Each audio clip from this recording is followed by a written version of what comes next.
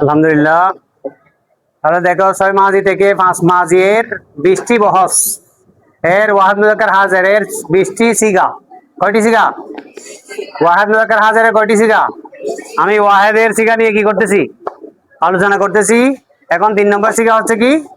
ওয়াহিদের 3 নম্বর সিগা মাজির ওয়াহিদের 3 নম্বর সিগা ওয়াহিদ মুযাক্কার হাজির। তাহলে ফা কলমায় জবর, আইন কলমায় বাব অনুসারে জবর জের পেশ, লাম কলমায় জবর, এটা ওয়াহিদ মুযাক্কার গায়েবের মধ্যে। কিন্তু ওয়াহিদ মুযাক্কার হাজিরের মধ্যে লাম কলমার পরে তার উপর কি হবে? তার উপর কি হবে? জবর। তার উপর কি হবে? জবর। ওয়াহিদ মুযাক্কার হাজিরের চিহ্ন হচ্ছে লাম কলমার পরে কি হবে? তার উপর জবর হবে। কেমন? তাহলে সবগুলোর মধ্যে জবর। দেখো শুরুতে শুরুতে কতগুলা মা আসছে, কতগুলা অদ আসছে, কতগুলা কুন্দা আসছে, এরপরে লাল লাম আসছে, লাইতাম আসছে, কিন্তু শেষে সবগুলোর মধ্যে কি আছে? তার উপর কি আছে? লাম কলমার পরে তার উপর জবর।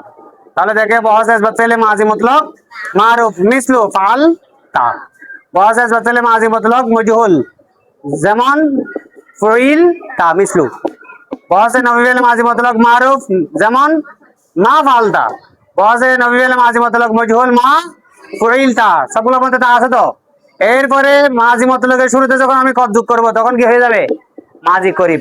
যেমন বহস বাতলে মাজি করিব মারুফ মিসলু কদ ফালতা। বহস বাতলে মাজি করিব মজহুল কদ ফুইলতা। নবী ফেলে মাজি মতলব মারুফ কদ মা ফালতা। নবী ফেলে মাজি মতলব মাজি করিব মজহুল কদ মা ফুইলতা। জবর আছে তো সবগুলো শেষে। এরপর আসতেছে মাজি মতলবের শুরুতে খানা খানা যোগ করলে মাজি মতলব মারুফের ওয়াহিদ মুযাক্কার গায়েব না, মাজি বহিদ মারুফের কি হবে? ওয়াহিদ মুযাক্কার গায়েব সিগা হবে। তো এখন গার্দান টানতে হবে কানার। কানা কানা কানু, কানাত কানাতা কুনতা। কি হবে? কানাত কানাতা কুনতা। ওয়াহিদ মুযাক্কার হাজিরের সিগা কি হবে? কুনতা ফালতা। কুনতা ফালতা। কুনতা ফুইলতা। কুনতা মা ফালতা। কুনতা মা ফুইলতা। নবী আর কি, দুইটা আসবার দুইটা নবী। এরপরে এহতেমালি ওই মাজি মতলবের শুরুতে যখন আমি লাল লাম যোগ করবো তখন কি হয়ে যাবে? মাজি এহতেমালি হয়ে যাবে। কেমন? তাহলে লাল লামা ফাল তা, লাল লামা ফুইল তা, লাল লামা মা ফাল তা, লাল লামা মা ফুইল তা।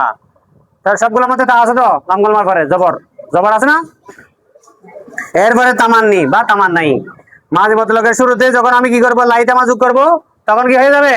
মাজি তামান্নাই হয়ে যাবে। যেমন লাইতামা ফালতা, লাইতামা ফুইলতা, লাইতামা মা ফালতা, লাইতামা মা ফুইলতা।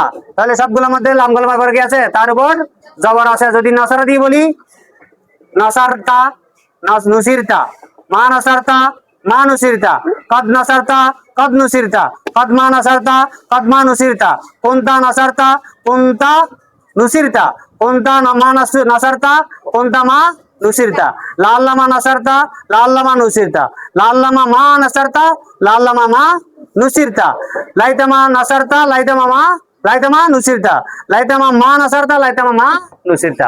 এইভাবে মসদার যখন ভিন্ন হবে এইভাবে আমরা বলতে পারবো ইনশাআল্লাহ। ঠিক আছে? তাহলে তার লাম কলমার পরে তার উপর জবর, এটা মনে রাখবা তো। ওয়াহিদ মুযাক্কার হাজিরের চিহ্ন। আসসালামু আলাইকুম।